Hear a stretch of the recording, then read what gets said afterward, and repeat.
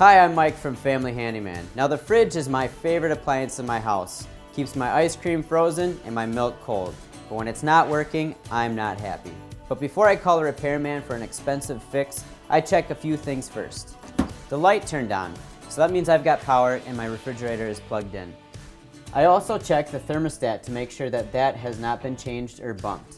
The third thing I check for in the fridge is that these vents back here haven't been blocked by any old leftovers that have made their way to the back of the fridge. There are also vents in the freezer, so be sure to check those as well. Get behind your fridge and make sure it's clean and free of debris and dust, and that the coils are clean as well. Next, down here in the freezer, near where the vents are, there's a panel that holds the condenser fan. If you take the panel off and you see frost, you likely have a defrost problem. Turn the fridge off and let it thaw. Plug it back in after it's thawed, and then you want to check the condenser fan.